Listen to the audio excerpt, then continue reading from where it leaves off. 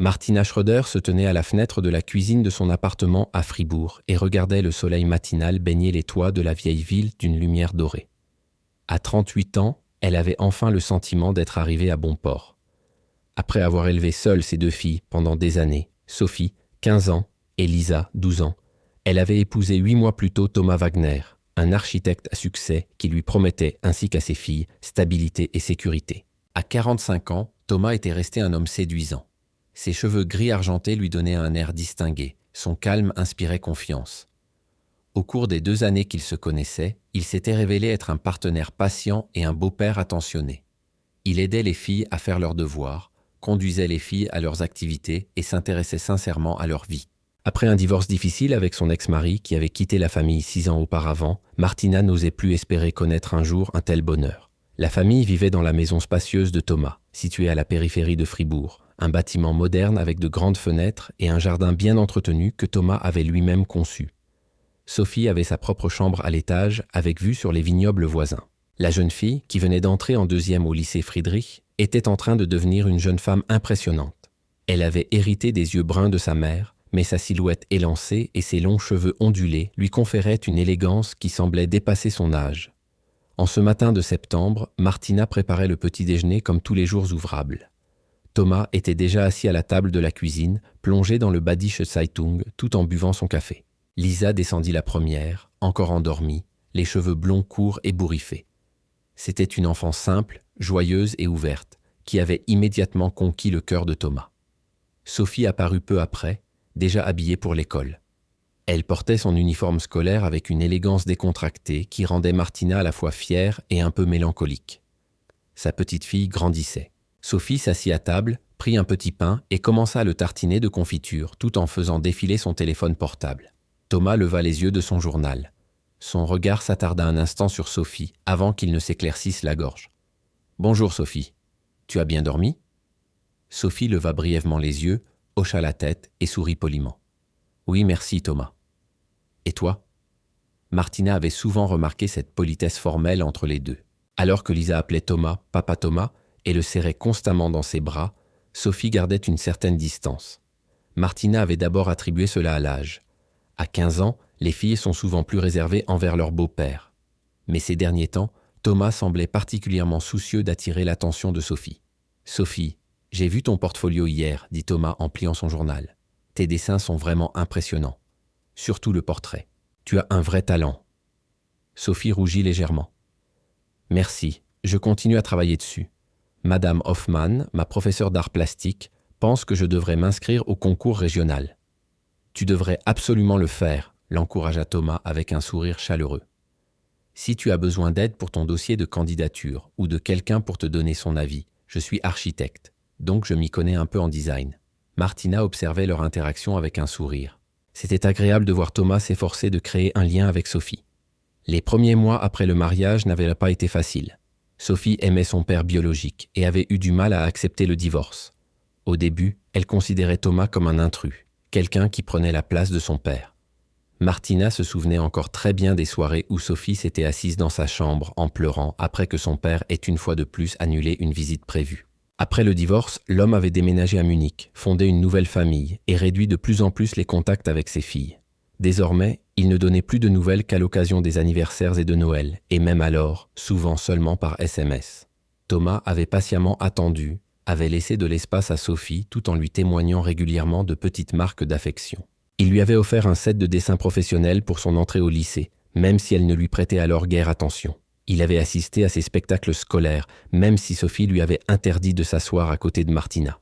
Lentement, très lentement, la glace avait commencé à fondre.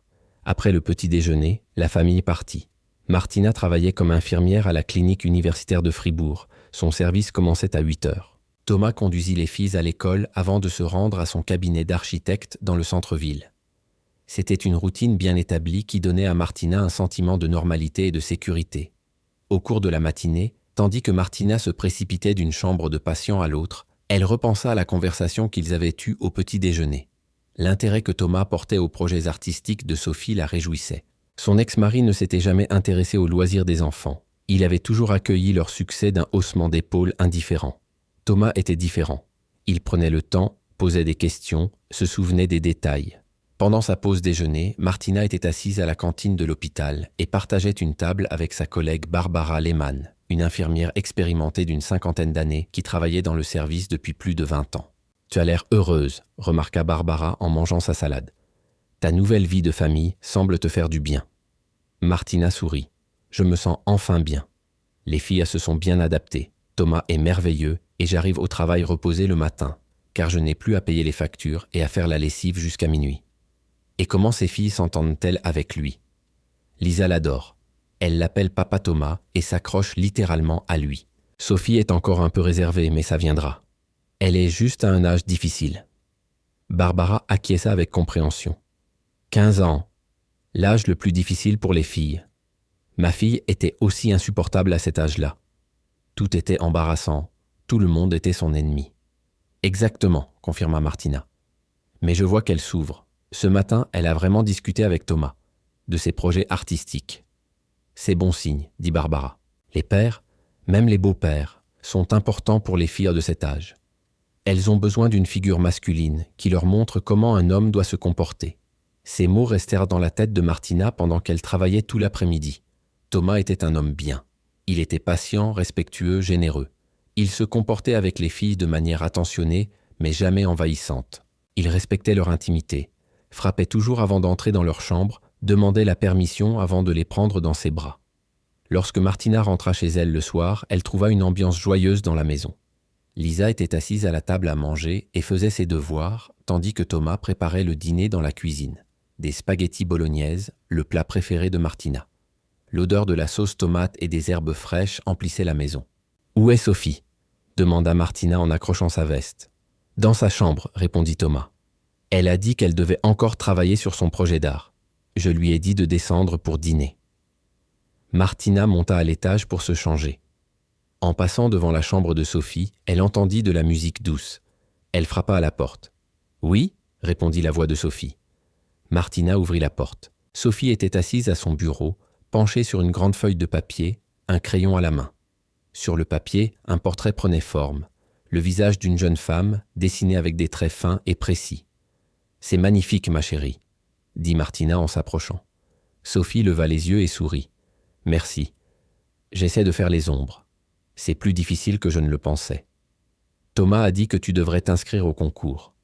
Qu'en penses-tu » Sophie haussa les épaules. « Peut-être.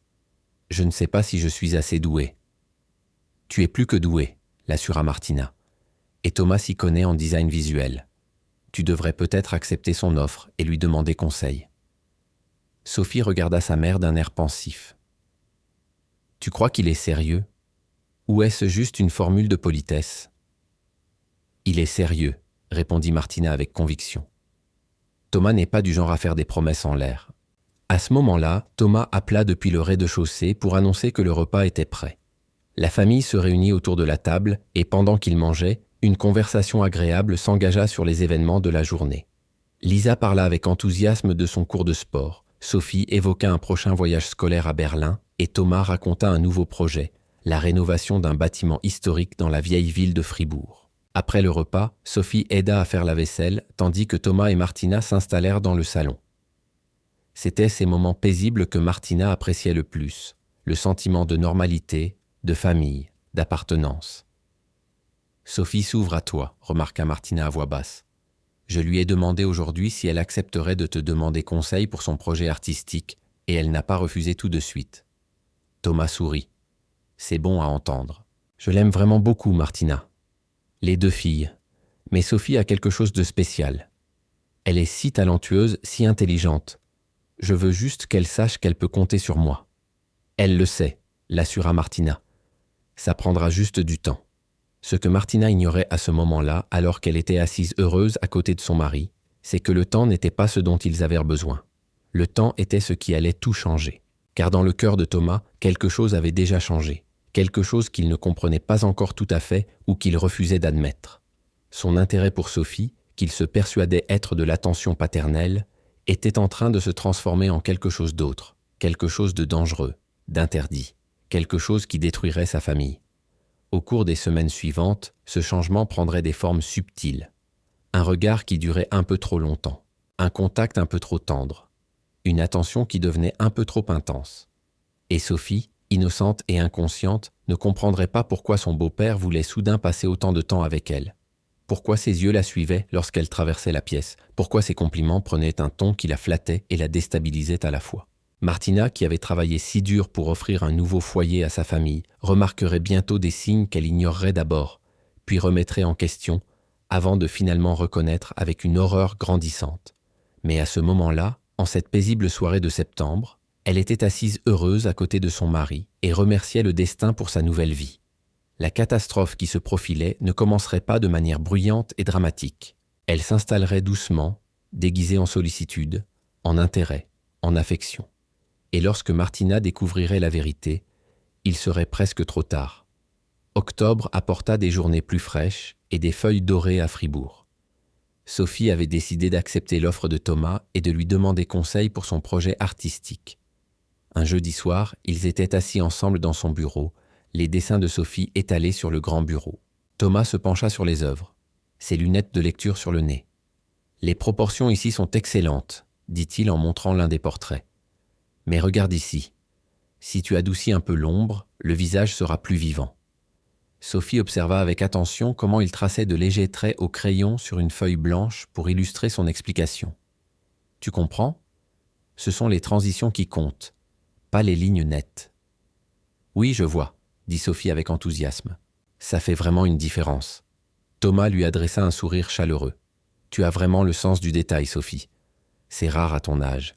La plupart des jeunes n'ont pas la patience nécessaire pour un travail aussi minutieux. » Sophie rougit devant ce compliment. C'était la première fois depuis des mois qu'un adulte, à part son professeur d'art plastique, prenait son travail au sérieux. Son père biologique n'avait jamais eu le temps de regarder ses dessins. Martina se tenait dans l'embrasure de la porte et observait la scène avec émotion. La relation entre Thomas et Sophie semblait enfin se détendre. Elle ne voulait pas les déranger et retourna discrètement dans la cuisine. Au cours des semaines suivantes, ces séances de travail communes devinrent une routine. 2 fois par semaine, après le dîner, Sophie se retirait avec Thomas dans son bureau. Martina se réjouissait de cette évolution, même si elle remarquait parfois que les séances devenaient de plus en plus longues. Un soir, alors que Martina voulait apporter une tasse de thé à Thomas, elle entendit leur voix à travers la porte entr'ouverte. « Tu es vraiment extraordinaire, Sophie, » dit Thomas d'une voix douce qui fit hésiter Martina. « Tu es non seulement talentueuse, mais aussi mature pour ton âge. On peut te parler comme à une adulte. »« Tu trouves ?» demanda Sophie, et dans sa voix résonnait une incertitude que Martina connaissait bien, le besoin de reconnaissance d'une adolescente. « Absolument. Tu es beaucoup plus mature que les autres filles de 15 ans. » Martina entra et posa le thé sur le bureau. Thomas leva les yeux. Son expression ne changea guère, mais Sophie sembla tressaillir, comme si elle avait été surprise en train de faire quelque chose d'interdit. « Je ne voulais pas vous déranger, » dit Martina en souriant. « Je viens juste apporter le thé. »« Merci, chérie, » dit Thomas en prenant la tasse. « Nous avons presque terminé. Sophie a vraiment fait de grands progrès aujourd'hui. » Lorsque Martina quitta la pièce, elle eut un sentiment étrange. Ce n'était rien de concret, juste une vague inquiétude. La façon dont Thomas avait parlé à Sophie était différente. Trop personnelle, trop intime. Elle chassa cette pensée. Elle était surmenée, paranoïaque. Thomas était un homme bien. Il aidait simplement leur fille. Mais les petits changements s'accumulaient. Thomas proposait de conduire Sophie à l'école, même lorsque Martina avait le temps. Il se souvenait de détails de la vie de Sophie qui échappèrent parfois à Martina elle-même. Le nom d'un camarade de classe que Sophie aimait bien, un contrôle à venir, une chanson qu'elle aimait écouter en ce moment. « Thomas, tu n'as pas besoin de conduire Sophie tous les matins, » dit Martina un matin. « Je travaille tard aujourd'hui. »« Ça ne me dérange pas, » répondit rapidement Thomas. « Nous avons des conversations intéressantes dans la voiture. Elle me raconte des choses. » « Quel genre de choses ? » ?»« À propos de l'école, de ses amis. Elle s'ouvre à moi, Martina. Je ne veux pas interrompre cela. » Martina acquiesça, mais le sentiment de malaise revint. Elle observa Thomas de plus près les jours suivants. La façon dont ses yeux suivaient Sophie lorsqu'elle traversait la pièce. La façon dont il trouvait des raisons de la toucher. Une main sur son épaule lorsqu'il passait à côté d'elle. Une caresse dans ses cheveux lorsqu'il lui faisait un compliment. Lorsque Sophie fêta son anniversaire à la mi-novembre, Thomas lui offrit une tablette graphique professionnelle coûteuse. Martina avait trouvé cela exagéré, mais Thomas avait insisté. « Elle a du talent », avait-il dit. Un tel talent doit être encouragé. Lors de la petite fête d'anniversaire en famille, Martina observa la façon dont Thomas regardait Sophie tandis qu'elle déballait son cadeau. Son regard était intense, presque avide. Lorsque Sophie s'était levée d'un bond pour le remercier, Thomas avait prolongé l'étreinte un peu trop longtemps. Martina avait senti son estomac se nouer. Ce soir-là, alors qu'ils étaient couchés, Martina avait abordé le sujet. « Thomas, tu ne trouves pas que tu accordes un peu trop d'attention à Sophie ?»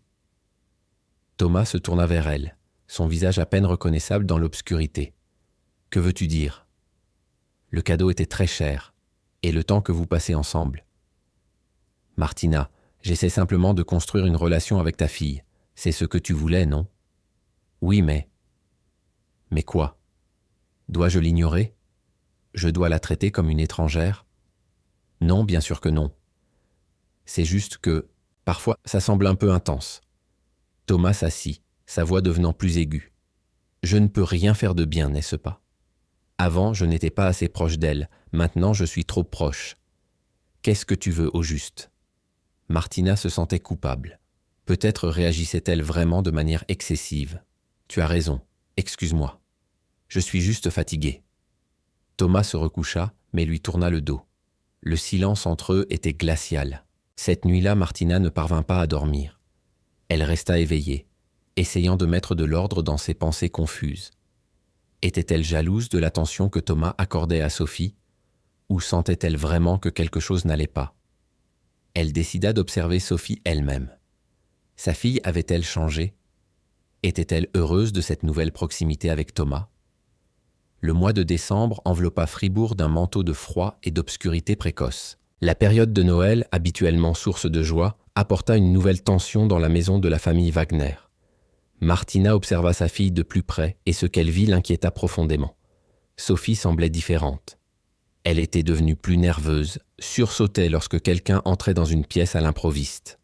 Ses notes scolaires, qui avaient toujours été excellentes, commençaient à baisser. Après la réunion parents-professeurs, Madame Hoffmann, la professeure d'art plastique, avait pris Martina à part. « Sophie semble distraite », avait dit la professeure. « Elle a toujours été très concentrée, mais ces derniers temps, elle est distraite.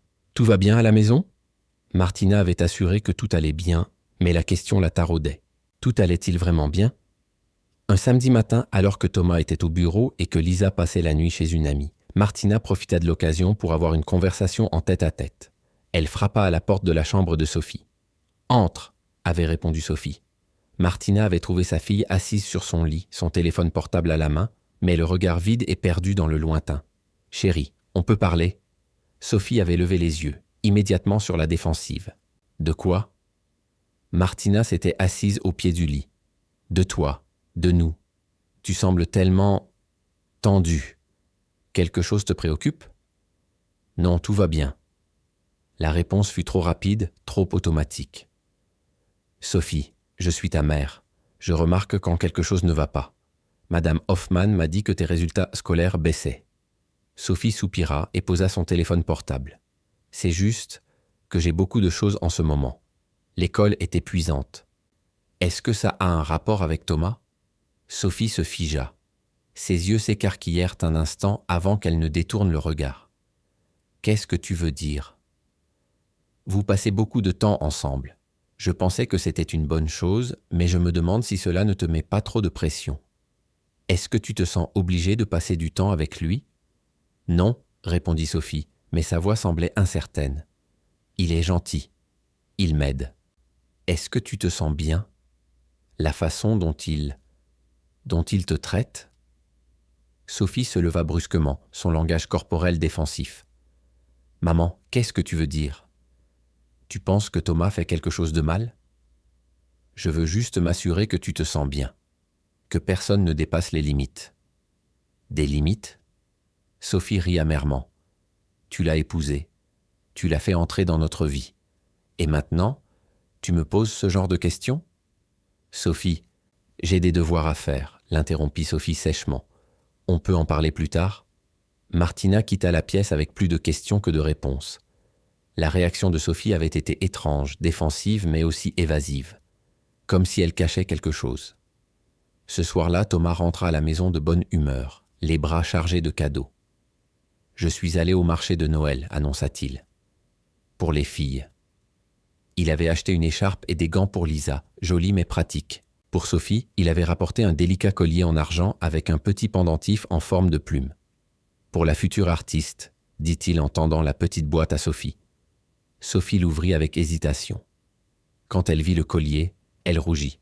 « Thomas, c'est trop. »« Mais non, tu mérites quelque chose de beau. » Sa voix était douce, presque affectueuse. Martina observait la scène avec une angoisse grandissante. Ce n'était pas seulement le cadeau, c'était la façon dont Thomas regardait Sophie, l'intimité dans sa voix, la façon dont ses doigts touchaient les siens lorsqu'il l'aidait à mettre le collier. « Ça te va à merveille », murmura Thomas, et Sophie baissa les yeux, incapable de le regarder dans les yeux. Cette nuit-là, Martina ne parvint pas à dormir. Elle resta éveillée à côté de Thomas, qui respirait calmement, essayant de comprendre ce qui se passait dans sa maison. Était-elle paranoïaque? Voyait-elle des choses qui n'existaient pas? Ou ignorait-elle des signes avant-coureurs qui étaient évidents? Elle se souvint des formations qu'elle avait suivies à l'hôpital sur les abus et les signes avant-coureurs. Une attention excessive portée à un enfant en particulier, des cadeaux trop personnels, l'isolement de l'enfant par rapport aux autres membres de la famille, des changements dans le comportement de l'enfant. Tous ces signes étaient présents, mais Martina ne voulait pas les voir. Thomas était son mari, l'homme qu'elle aimait, l'homme en qui elle avait confiance. Comment pouvait-elle avoir de telles pensées à son sujet? Le lendemain matin, Martina décida de fouiller le bureau de Thomas pendant que lui et les filles n'étaient pas à la maison. Elle se sentait coupable, comme une intruse dans sa propre maison, mais son inquiétude ne lui laissait pas le choix. Elle ne trouva rien d'évident. Pas de photos cachées, pas de journaux intimes remplis de notes obsessionnelles. Mais lorsqu'elle ouvrit son ordinateur, qui n'était pas protégé par un mot de passe, elle trouva l'historique du navigateur. Thomas n'avait pas essayé d'effacer quoi que ce soit, probablement parce qu'il ne faisait rien d'illégal. Mais ce que Martina vit la fit frissonner. Des dizaines de recherches sur Sophie. Pas directement sur elle, mais sur des sujets liés à elle. Comment communiquer avec une adolescente de 15 ans? Psychologie des adolescentes, cadeaux adaptés à l'âge des adolescents, établir une relation de confiance avec ses belles-filles. Prises individuellement, ces recherches étaient inoffensives, voire louables. Un beau-père qui s'efforçait de remplir correctement son rôle. Mais leur nombre et leur fréquence, plusieurs fois par jour pendant des semaines, témoignaient d'une obsession. Martina continua à faire défiler la page et trouva quelque chose qui la paralysa. Une recherche datant de 3 jours. Est-il normal de développer des sentiments pour sa belle-fille? Ses mains tremblaient lorsqu'elle ferma l'ordinateur. Ce n'était pas de la paranoïa, c'était réel. Thomas développait des sentiments pour Sophie. Des sentiments qui étaient mauvais, dangereux et destructeurs. Elle dut s'asseoir, son souffle était court et saccadé. Que devait-elle faire? Aller voir la police? Mais techniquement, il n'avait rien fait d'illégal. Confronter Sophie? Mais la jeune fille semblait déjà si fragile. Martina passa la journée dans un état second. Elle accomplit ses tâches machinalement, mais ses pensées tournaient sans cesse autour de cette découverte. Lorsque la famille se réunit pour dîner le soir, elle pouvait à peine regarder Thomas. « Tout va bien, chérie ?» demanda Thomas pendant le repas. « Tu es si silencieuse. »« Je suis juste fatiguée » mentit Martina. Après le repas, lorsque Thomas appela Sophie dans son bureau pour travailler sur ses projets artistiques, Martina les suivit peu après. Elle se plaça à côté de la porte sans frapper et écouta. « Tu portes le collier » entendit-elle Thomas dire. « Ça me fait plaisir. »« Oui, il est magnifique. Merci encore. »« Sophie, » dit Thomas d'un ton différent. « Tu sais que tu comptes beaucoup pour moi, n'est-ce pas ? » ?»« Énormément. » Une pause. « Oui, je le sais. Parfois, j'ai l'impression que nous avons un lien particulier. Quelque chose qui va au-delà de la relation normale entre un beau-père et sa fille. » Martina retint son souffle. « Je ne sais pas quoi dire, » répondit Sophie doucement. « Tu n'as rien à dire. Je voulais juste que tu le saches. » Martina en avait assez entendu. Elle poussa la porte. Thomas et Sophie étaient assis côte à côte au bureau, trop près l'un de l'autre. La main de Thomas reposait sur l'épaule de Sophie. « Sophie, va dans ta chambre, s'il te plaît, » dit Martina d'une voix qu'elle reconnaissait à peine. Sophie se leva, le visage pâle. Elle jeta un regard perplexe à Thomas avant de quitter rapidement la pièce. Thomas se leva également, son expression passant de la surprise à la défensive.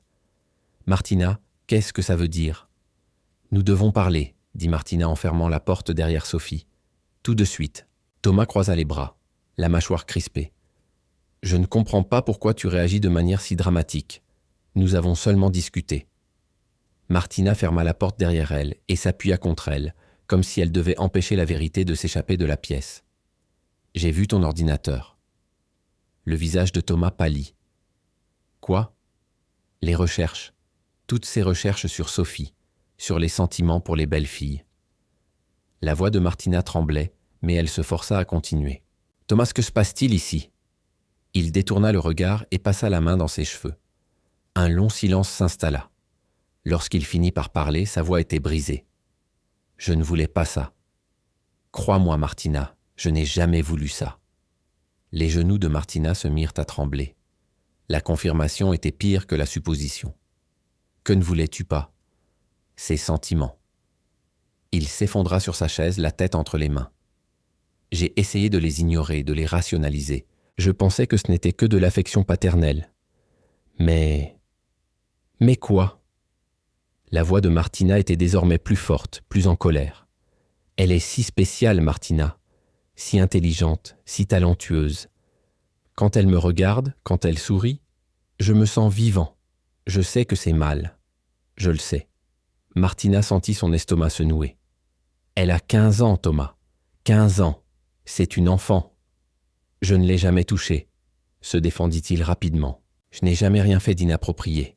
J'ai seulement essayé de me rapprocher d'elle, de profiter de sa compagnie.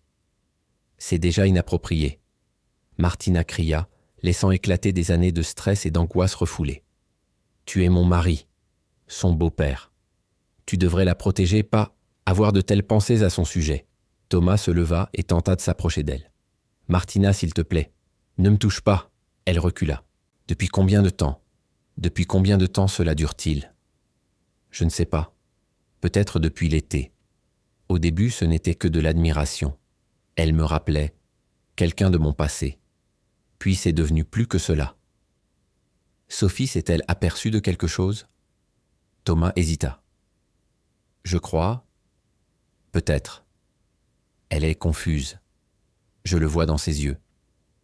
Elle ne sait pas comment gérer l'attention que je lui porte. Martina pensa au changement de comportement de Sophie, à sa nervosité, à la baisse de ses notes. Sa pauvre fille avait senti le changement, mais n'avait pas compris ce qui se passait. « Tu dois partir », dit Martina d'une voix ferme. « Quoi ? » ?»« De cette maison. Ce soir encore. J'ai besoin de temps pour réfléchir, et Sophie a besoin de prendre ses distances avec toi. Martina, s'il te plaît, soyons rationnels. » « Rationnel ?» Elle rit amèrement. « Tu développes des sentiments amoureux pour ma fille de 15 ans et tu veux parler de rationalité. »« Je t'aime, » dit Thomas désespéré. « J'aime notre famille. Je peux surmonter ça. Je vais consulter un thérapeute. On peut y arriver. » Martina secoua la tête, les larmes coulant sur ses joues. « Tu as trahi notre confiance. La confiance de Sophie. Comment pourrais-je jamais ?» Sa voix se brisa. Des coups à la porte l'interrompirent. La voix de Lisa. « Maman, pourquoi criez-vous » Martina essuya ses larmes et ouvrit la porte. Lisa se tenait là, le visage plein d'inquiétude. Dans le couloir derrière elle se tenait Sophie, pâle et tremblante. « Tout va bien, ma chérie » mentit Martina en essayant de sourire. « Retourne dans ta chambre. » Mais Sophie en avait manifestement entendu assez. Son regard allait et venait entre sa mère et Thomas. « C'est à cause de moi, n'est-ce pas ?» Sa voix était à peine audible. « Non, Sophie, » commença Thomas. « Si, » l'interrompit Martina d'un ton sec. Elle regarda sa fille. « Mais tu n'as rien fait de mal. Tu n'es en rien responsable. » Sophie se mit à pleurer, silencieusement et intensément. Lisa, confuse et effrayée, serra sa grande sœur dans ses bras. Thomas fit un pas vers Sophie, mais Martina s'interposa entre eux. « Non, ne t'approche pas d'elle. Je n'ai jamais voulu lui faire de mal, » murmura Thomas. « Mais tu lui as fait du mal, » dit Martina. « Regarde-la. Tu ne vois pas ce que tu as fait ?» Cette nuit-là, Thomas fit une valise et quitta la maison. Il alla dans un hôtel du centre-ville. Les filles pleuraient, Lisa parce qu'elle ne comprenait pas pourquoi papa Thomas était parti, Sophie parce qu'elle comprenait trop bien. Martina resta éveillée toute la nuit. Sophie blottit contre elle, essayant de comprendre comment sa nouvelle vie parfaite avait pu partir en fumée si rapidement. Le lendemain matin, elle appela son travail et prit un congé. Elle avait besoin de parler à quelqu'un, d'un avis professionnel. Elle contacta une thérapeute familiale qu'elle connaissait par l'intermédiaire de l'hôpital. Mais ce que Martina ignorait, ce qu'elle ne pouvait pas deviner, c'est que l'obsession de Thomas n'avait pas pris fin avec la confrontation. Au contraire. Le rejet, la séparation ne faisaient que l'aggraver. Dans sa chambre d'hôtel, Thomas était assis et regardait fixement les photos de Sophie sur son téléphone portable, des photos qu'il avait prises en secret. Son amour, son désir n'était pas une phase qui allait passer. C'était une fixation qui ne connaissait qu'une seule issue, une issue qui serait encore plus tragique que Martina n'aurait jamais pu l'imaginer. Les 2 semaines qui suivirent furent un cauchemar pour Martina et ses filles. Sophie parlait à peine, mangeait peu et passait la plupart de son temps dans sa chambre. Lisa posait sans cesse des questions auxquelles Martina ne pouvait répondre. Pourquoi Thomas était-il parti? Quand reviendrait-il? Avait-elle fait quelque chose de mal? Martina essayait de maintenir une façade de normalité, mais intérieurement, elle s'effondrait. Elle avait parlé à la thérapeute familiale qui lui avait conseillé de fixer des limites claires et d'envisager éventuellement des poursuites judiciaires. Thomas appelait tous les jours. Parfois, Martina lui parlait, mais la plupart du temps, elle ignorait ses appels. Ses messages devenaient de plus en plus désespérés. « Vous me manquez. Elle me manque. Laisse-moi revenir. On peut régler ça. Je ne peux pas vivre sans elle. » Ce dernier message a profondément alarmé Martina. La thérapeute l'avait averti que les personnes ayant des fixations obsessionnelles pouvaient devenir dangereuses lorsqu'elles ne pouvaient pas atteindre l'objet de leur obsession. Le mercredi soir, lorsque Martina rentra du travail, elle trouva Sophie dans la cuisine, le téléphone portable à la main, les joues baignées de larmes.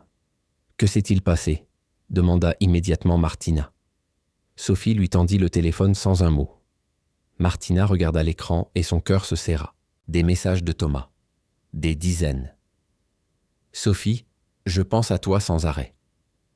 Tu me comprends comme personne d'autre. Je sais que tu ressens aussi quelque chose. Je l'ai vu dans tes yeux. Nous pourrions être ensemble si ta mère ne se mettait pas en travers de notre chemin. » Martina sentit la nausée monter. « Depuis quand écrit-il ? » ?»« Depuis 3 jours. Au début, je n'ai pas répondu. Mais aujourd'hui... » Sophie sanglotait. Il a dit que si je ne lui parlais pas, il se ferait du mal. Martina a immédiatement pris son téléphone et a appelé Thomas. Il a répondu dès la première sonnerie. « Martina, mais qu'est-ce que tu crois faire ?» a-t-elle sifflé. « Tu écris à ma fille, tu la menaces de te suicider. Je ne menace personne. Je dis simplement la vérité. Je ne peux pas vivre sans elle. Thomas, tu as besoin d'aide, d'une aide professionnelle. Ce que tu ressens n'est pas de l'amour, c'est une maladie. Ne dis pas ça, sa voix s'éleva. Ce que je ressens est réel. C'est la chose la plus authentique que j'ai jamais ressentie. Elle a 15 ans. L'âge n'est qu'un chiffre. Dans d'autres cultures, Martina raccrocha, les mains tremblantes au point qu'elle pouvait à peine tenir le téléphone. Elle regarda Sophie, petite et effrayée, assise à la table de la cuisine. « Nous allons aller à la police », dit Martina avec détermination. Le lendemain matin, Martina et Sophie étaient assises au poste de police de Fribourg. Une policière expérimentée, la commissaire principale Andrea Hartmann, enregistra leur déposition. « Vous a-t-il déjà touché ? De manière inappropriée ?» demanda Hartmann à Sophie avec douceur. Sophie secoua la tête. « Non, jamais comme ça. Il a touché mon épaule, mes cheveux, mais jamais. Les messages sont clairement inappropriés, dit Hartmann à Martina. Mais juridiquement, nous sommes dans une zone grise. Il n'a pas envoyé de contenu explicitement sexuel, ni proféré de menaces au sens juridique du terme. Mais la menace de suicide, commença Martina. C'est inquiétant, oui. Nous pouvons lui parler, lui donner un avertissement. Je vous recommande également de demander une ordonnance restrictive. Il ne pourra alors plus entrer en contact avec votre fille. La procédure pour l'ordonnance a été engagée. En attendant, Hartmann a conseillé à Martina d'être vigilante et de documenter toute nouvelle tentative de contact. 2 jours plus tard, Thomas reçut officiellement l'ordre de s'abstenir de tout contact avec Sophie. Martina espérait que cela mettrait fin à l'affaire, mais elle ne connaissait plus Thomas. L'homme qu'elle avait épousé n'existait plus. À sa place, il y avait désormais quelqu'un d'obsédé, d'irrationnel. Le samedi soir, Martina était de service à l'hôpital. Les filles étaient seules à la maison, ce qui n'aurait normalement pas posé de problème. Sophie était assez grande pour s'occuper de sa petite sœur. Vers 22 heures, le téléphone de Martina a sonné. C'était Sophie, la voix paniquée. « Maman, il est là. Thomas est devant la maison. Il m'appelle. » Martina a senti son sang se glacer. « Verrouille toutes les portes, tout de suite, j'appelle la police. » Elle a alerté la police et a couru vers sa voiture. Les 15 minutes de trajet entre la clinique et la maison lui ont semblé une éternité. Quand elle est arrivée, 2 voitures de police étaient déjà devant la maison. Thomas se tenait dans la rue. Les policiers essayèrent de le calmer. Il était ivre, c'était évident, et il pleurait. « Je dois la voir » criait-il. « Juste une fois, juste pour lui expliquer. » Martina se précipita dans la maison. Sophie et Lisa étaient recroquevillées dans le salon, toutes 2 en larmes. Martina les prit dans ses bras. Dehors, Thomas a été mis dans une voiture de police. Il allait passer la nuit en garde à vue. Mais en regardant ses filles effrayées, Martina savait que ce n'était pas encore fini. L'obsession de Thomas avait franchi un seuil dangereux. Et le pire, le plus tragique, était encore à venir. Après son arrestation, Thomas a été admis dans un hôpital psychiatrique. Les médecins diagnostiquèrent un trouble délirant avec des traits érotomaniaques. Il était convaincu que Sophie partageait ses sentiments, malgré toutes les preuves du contraire. Martina commença à réorganiser sa vie. Elle entama une procédure de divorce et chercha un nouvel appartement pour elle et ses filles. Sophie retourna à l'école et commença une thérapie. Lentement, très lentement, une certaine normalité revint. 3 semaines après son admission, Thomas a pu quitter la clinique. Il avait pris ses médicaments, parlé à des thérapeutes et semblait stable. L'ordonnance restrictive restait en vigueur. Il n'avait pas le droit d'approcher Sophie. Martina pensait avoir surmonté le pire. Elle se trompait. Par une froide matinée de janvier, Martina a conduit Sophie à l'école comme tous les jours. Elle embrassa sa fille pour lui dire au revoir et la regarda franchir le portail de l'école, son cartable sous le bras. À 11h du matin, Martina reçut l'appel qui allait changer sa vie à jamais. Thomas était venu à l'école. Il avait attendu sur le parking que Sophie ait une pause après la 3e heure de cours. Lorsqu'elle sortit avec 2 amis, il s'était approché d'elle. Un professeur l'avait remarqué, savait qu'il y avait une ordonnance et avait tenté d'intervenir. Mais Thomas avait sorti une arme. Il avait forcé Sophie à l'accompagner jusqu'à sa voiture. La police avait été alertée, mais avant qu'elle n'arrive, Thomas et Sophie avaient disparu. Une vaste opération de recherche avait été lancée. Martina était assise au poste de police, paralysée par la peur, tandis que la commissaire Hartmann tentait de la rassurer en lui affirmant que tout était mis en œuvre pour retrouver Sophie. 3 heures plus tard, la police avait localisé la voiture de Thomas dans une forêt près de Kirchsarten, au sud-est de Fribourg. C'était un endroit isolé que Thomas avait souvent visité pour ses projets d'architecture. L'unité spéciale s'est approchée avec prudence. Thomas et Sophie étaient assis dans la voiture. Les négociateurs ont tenté d'établir le contact, mais Thomas ne réagissait pas. Martina n'était pas autorisée à s'approcher, mais elle se tenait à la lisière de la forêt avec les policiers et priait comme jamais auparavant dans sa vie. Lorsque les agents ont finalement atteint la voiture, ils ont découvert l'inconcevable. Thomas n'avait pas blessé Sophie, mais il s'était tiré une balle. La balle l'avait tué sur le coup. Sophie était assise à côté de lui, indemne mais traumatisée, le visage couvert d'éclaboussures de sang. Elle était consciente mais en état de choc. Dans la poche de la veste de Thomas, la police a trouvé une lettre d'adieu. Il écrivait qu'il aimait Sophie plus que sa propre vie, qu'il ne pouvait pas exister sans elle, qu'il avait espéré qu'ils partiraient ensemble, mais qu'au dernier moment, il n'avait pas trouvé le courage de lui ôter la vie. Au lieu de cela, il voulait que sa mort lui montre à quel point son amour était profond. Sophie a été transportée à l'hôpital. Physiquement, elle était indemne, mais les cicatrices psychologiques resteraient pendant des années. Elle était restée assise pendant des heures à côté du cadavre de l'homme qui prétendait l'aimer, tandis que son sang tachait les sièges. Martina tenait sa fille dans ses bras et pleurait, pour l'innocence perdue, pour la confiance détruite, pour l'avenir qui ne serait plus jamais tout à fait radieux. L'affaire fit grand bruit à Fribourg. Les journaux parlèrent de l'architecte qui était tombé amoureux de sa belle-fille et avait fini par se suicider. Mais pour Martina et sa famille, il ne s'agissait pas d'un fait divers, mais de leur vie détruite. Sophie ne retourna jamais dans la même école. La famille déménagea à Stuttgart, loin de Fribourg et des souvenirs. La thérapie allait durer des années. Lisa, qui avait tout vu, développa des problèmes de confiance. Et Martina apprit la douloureuse leçon que l'amour rend parfois aveugle et que cette cécité peut être mortelle.